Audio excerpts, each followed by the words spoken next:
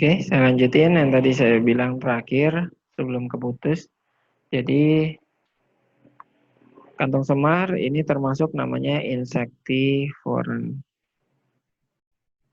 Jadi insectivora itu asal kata dari insect, artinya serangga ya.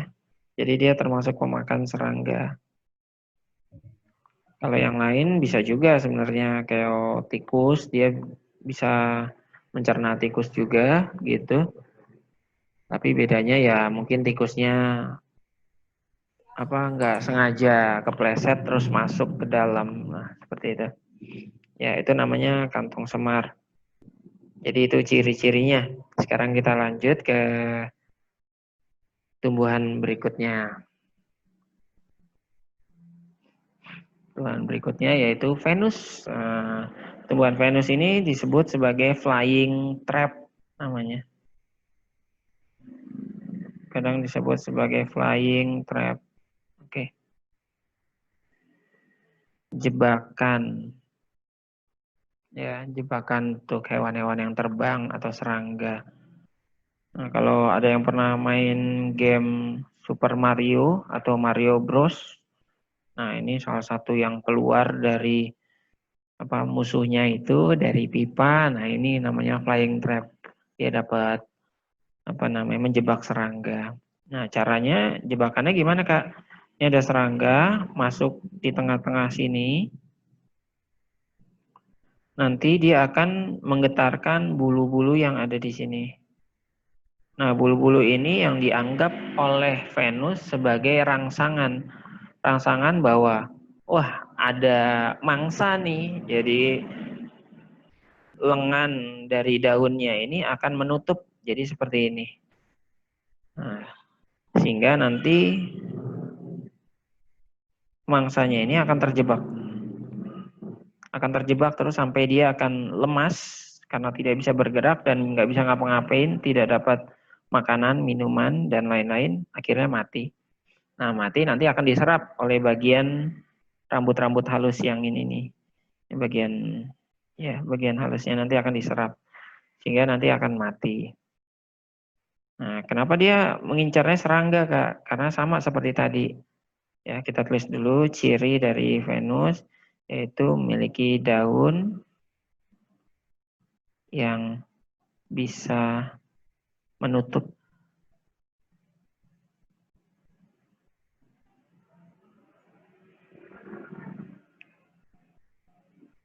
dan menjebak serangga.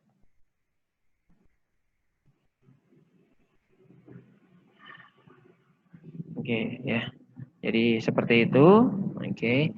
Kenapa dia memakan serangga? Karena dia membutuhkan nitrogen, sehingga disebut namanya insectivora. Ya, dia memakan serangga.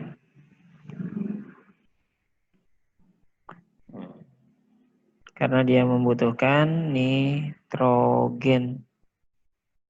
Kenapa dia butuh nitrogen? Karena dia hidupnya di daerah rawa. Ya, jadi sama seperti kantong semar tadi. Oke, jelas ya. Itu namanya flying trap. Selanjutnya, kaktus. Nah, kaktus ini paling banyak kalau di dalam soal sih. Ya. Kita akan bahas. Oke, yang pertama, dia memiliki daun berbentuk duri. Jadi duri-duri kaktus itu sebenarnya bukan duri ya, seperti tumbuhan-tumbuhan lainnya, tapi ini adalah daun. Nah, kenapa daunnya berbentuk duri? Untuk mengurangi penguapan. Salah tulisnya. Untuk mengurangi penguapan.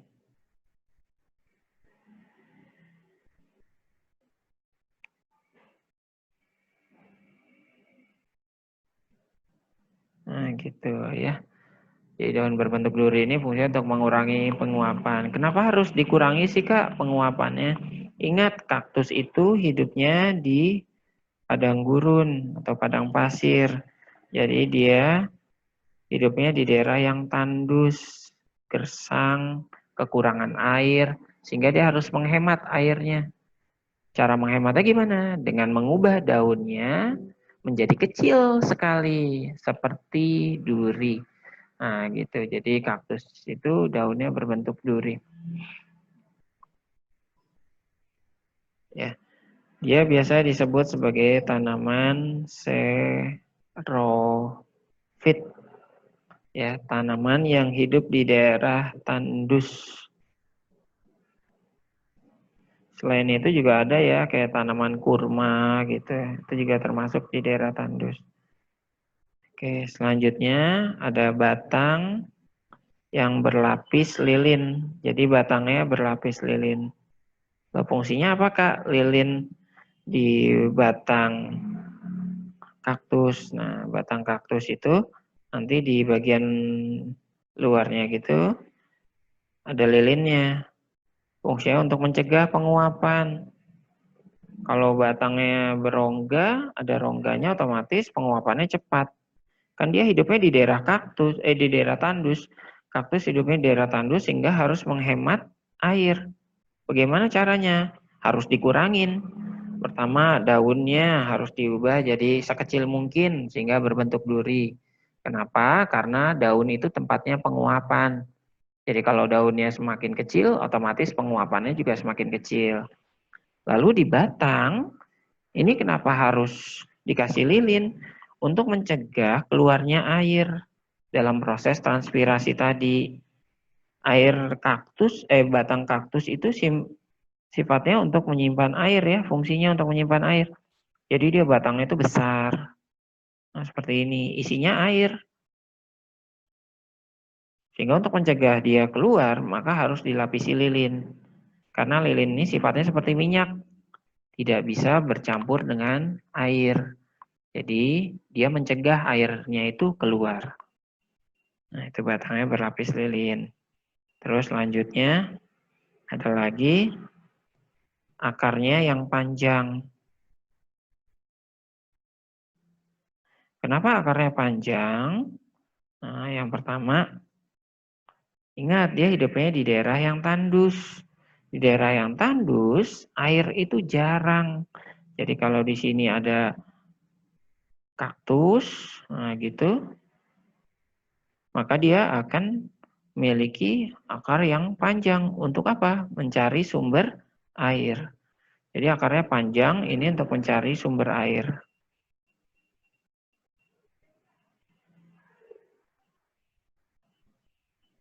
Nah, jadi fungsinya seperti itu.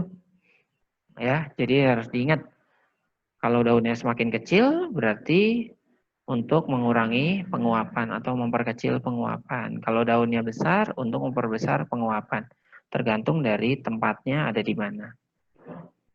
Oke, terus ya. Kita lanjut lagi. Lalu ada tumbuhan bakau. Nah, tumbuhan bakau ini yang pertama dia memiliki akar namanya akar napas. Sebenarnya jenis bakau itu akarnya ada macam-macam. Akar napas ini bisa disebut juga namanya akar tunjang namanya. Akar tunjang ini adalah akar yang keluar dari permukaan air. Itu fungsinya untuk menjaga dan menopang tubuh dari tanaman bakau agar tidak jatuh jika diterjang oleh air.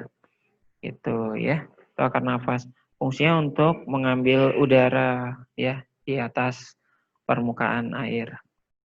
Itu tumbuhan bakau. Salah satu fungsi dari akar nafas ini fungsinya untuk menahan abrasi atau mengurangi abrasi.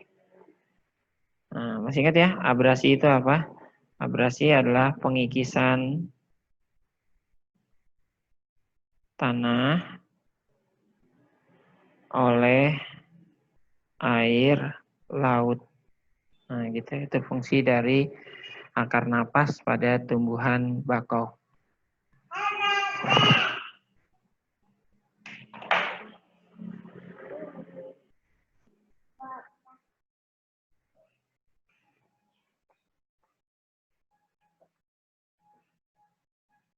Oke, ngerti ya. Kalau udah kita lanjut lagi. Nah, selanjutnya adalah pohon jati. Mungkin ada yang pernah ngelihat pohon jati ya. Nah, pohon jati itu daunnya juga lebar-lebar. Biasanya dia di daerah pegunungan atau di daerah yang tanahnya itu berkapur gitu ya. Oke, karena hidupnya memang daerah sana lebih cocok untuk tumbuh. Nah, pohon jati ini daunnya lebar-lebar. Nah, ciri khusus dari pohon jati ini dia akan meranggaskan daunnya.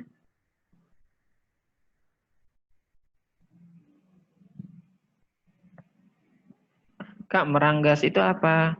Meranggas itu kata lainnya adalah menggugurkan.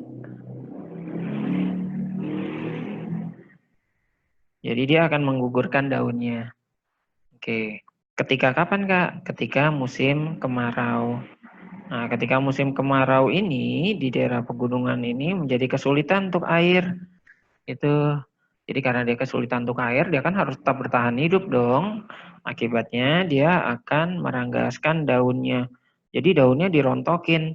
Kalau tadi kan kita belajar kalau dia ada di daerah yang kering, maka akan mengecilkan daunnya. Nah, karena dia daunnya itu besar-besar gitu, nggak mungkin dikecilin, maka dia harus menggugurkan daunnya untuk mengurangi penguapan. Jadi kalau daunnya dikurangin, otomatis pengeluaran airnya menjadi berkurang, sehingga airnya masih tetap bisa disimpan di dalam batang. Seperti itu. Nah, seperti gambar di bawah ini, yang coklat semua ini, itu daun-daun dari pohon jati. Jadi banyak sekali. Nah, kalau nanti sudah musim hujan lagi, daun-daun ini kan menjadi kering nih. Nah, kena air, menjadi lembab lagi. Oke, sehingga dia bisa menjadi namanya pupuk kompos. Ya, bisa diolah lagi, diolah. Sehingga menjadi apa namanya penyubur bagi tanaman pohon jati itu sendiri. Oke, ada yang mau tanyain? Nggak ada ya. Oke, kita lanjut lagi. Selanjutnya Putri Malu. Nah, ini bukan si Putri ya, tapi namanya Putri Malu. Kenapa disebut Putri Malu? Karena dia memiliki ciri khas apabila disentuh, ya, jika disentuh, maka dia akan mengatupkan daunnya. Jadi dia akan mengatupkan daunnya.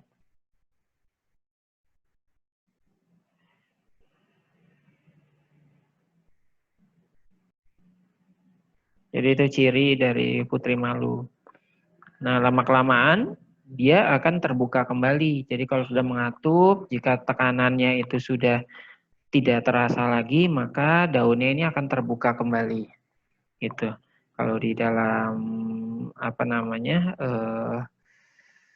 jaringan tumbuhan ini disebabkan karena tekanan turgor ya, tekanan turgor dipengaruhi oleh keadaan dari tekanan air dan lingkungan. Jadi kalau disentuh itu berarti ada rangsangan berupa sentuhan atau getaran. Nah, jika dia tergetar, maka dia akan mengatupkan daunnya. Oke. Ya, fungsinya untuk melindungi dirinya sebenarnya supaya daunnya itu tidak tidak rusak seperti itu. Itu namanya Putri Malu. Oke. Nah, selanjutnya Mawar. Nah, ini yang terakhir Mawar. Nah, Mawar ini dia satu nih, ada punya keunikan ya. Selain kelopak bunganya yang cerah, dia punya satu ciri khasnya yaitu memiliki duri ya. Memiliki duri pada batangnya. Nah, duri pada batang ini fungsinya untuk apa? Untuk melindungi diri. Ya, melindungi dirinya. Nah, seperti itu. Ya, supaya tidak mudah rusak karena kalau bunganya itu digunakan untuk penyerbukan ya, untuk berkembang biak secara generatif.